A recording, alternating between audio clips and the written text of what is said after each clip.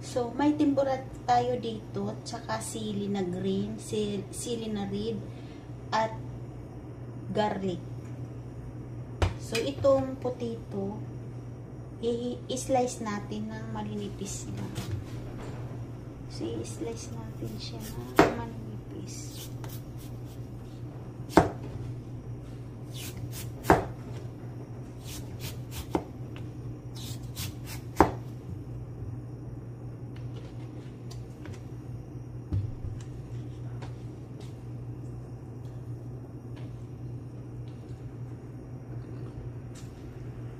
So, ganito lang siya kaninipis. So, ikakat natin siya.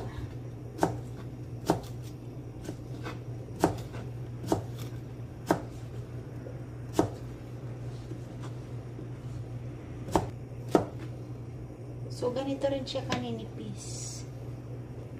Nice slice. So, ilalagay natin dito sa water with salt para hindi siya mangitim. So, tapos ko nang mahiwa ng maliliit. Huhugasan natin to ng 2 beses lang. Ilalagay natin dito.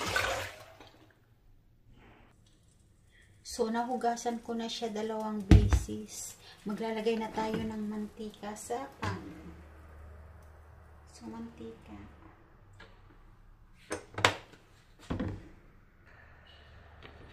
So, ipapride muna natin yung garlic.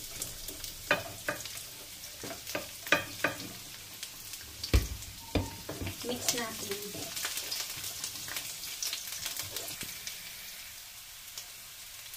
So, mix natin. So, ilagay na natin yung timbura.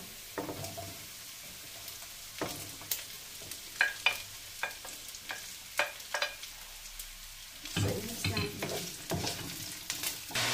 So, maglalagay ako dito ng vinegar.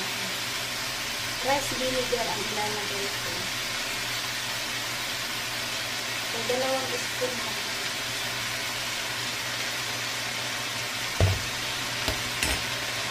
So, i-mix natin. Para yung vinegar is mag-mix sa potato. So, tatakpan ko siya.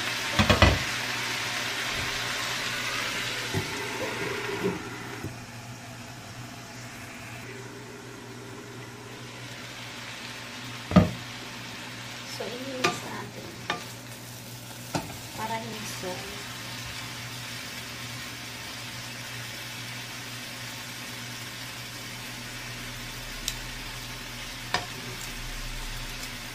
So, mag-mix natin.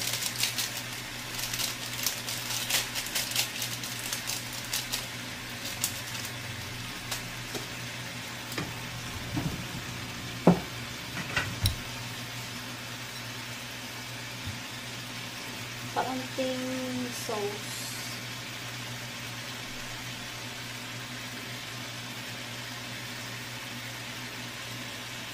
Kaunti lang, huwag marami. Para may kulay lang siya.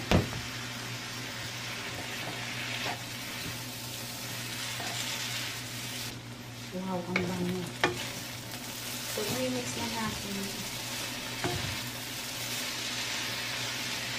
So, ilalagay na natin. Titingnan muna natin kung malambot na yun.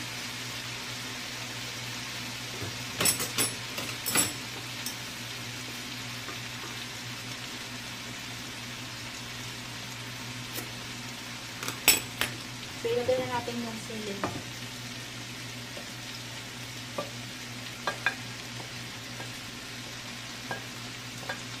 Malambot na yung potato. So, ilagay na natin yung sili. So, i-mix natin siya.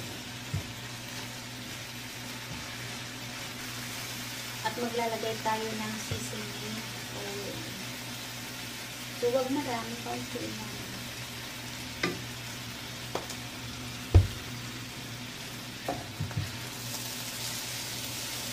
Black pepper. So, maglalagay tayo ng black pepper. Depende sa rami kung ano gusto nyo naman. So, i-mix natin siya. Kaunti na lang. So, pinapatayin na natin yung apoy. So, maglalagay tayo sa plate.